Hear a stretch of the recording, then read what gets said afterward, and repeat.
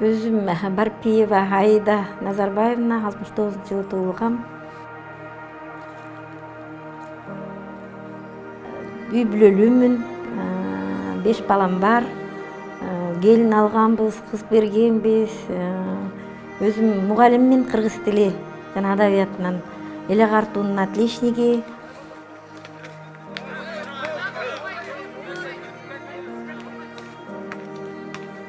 Азыркы учурда ушу Токтогул Бабанов атындагы лицейде тарбиячы болуп иштейм.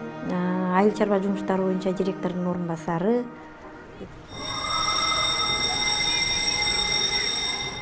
Операцияга кетүү боюнча проектлер, жакшы проектлерди үстүндө иштеп атабыз азырчы. 6-7 чакырылыштын депутатымын, жергиликтүү кеңештин Кара Бура районуна. Бул жерде дагы бир топ алуулуктуу иштерди алып барып атабыз. Райондук деңгээлде, ушу айылдык деңгээлде жакшы иштер болуп атат буюрса. Албетте, биз деле убакыт өтүп, картаябыз. Бизден кийинки жаштар өсүш керек да. Жаш келиндерге көп совет берем да. Бизден кийин силер өсүшүңөр керек. Силер да биздей болуп айыл үчүн, районубуз үчүн салымыңарды кошушуңар керек деп. Мага депутаттыкка түрткү берген Барпиева Аида эжеке болду. Анын кылган иш аракеттери мага аябай жакты. Ошол мага күч кубат берип, мотивация берген да Аида эже болду магачы.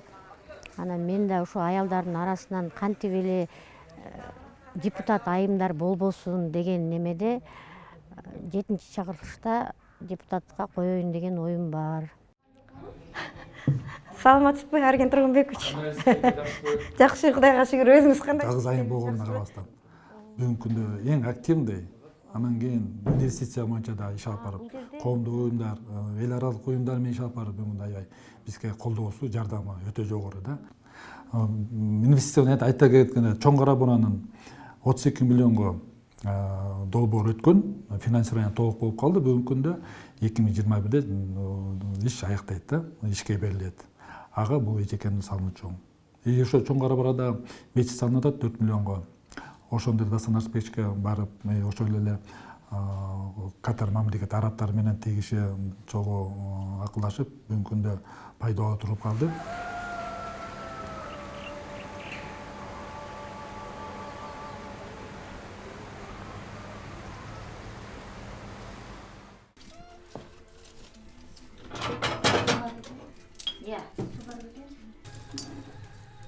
Эми аял кишини үйдө деп айтышат, алыңыз туура эмес го дейм.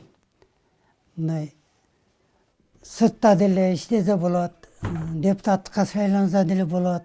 Биздин жашаганыбызга 30 жыл болду. 3 бала, 2 кыз тарбиялап өстүрдүк. Мурда иштеген завуч болуп мектепте. Анан кийин депутаттыкка койду. Бул эмен сусу. Арыктын сусу. Арыктын суу да. Арыктын сусу. Таза суу менен неметкен да иштеген.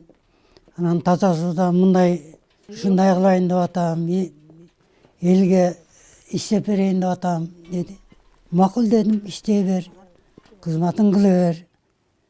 Эл баалабаса Кудай таламтыры, Кудай өзү колдойт деп атам. Ошол.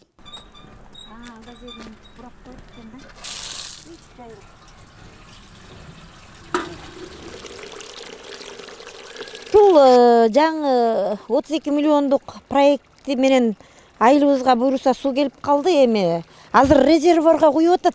Жаңы конушка али жете элек да, бирок негизи могу пандемия көп нерсеге тоскоол болду да. Эгер тоскоол болбосо бул долбоор былтыр эле бүтүп калмак. Эми буюрса могу жазга ишке ашат деген ойдобуз эми, Кудайым буюрса.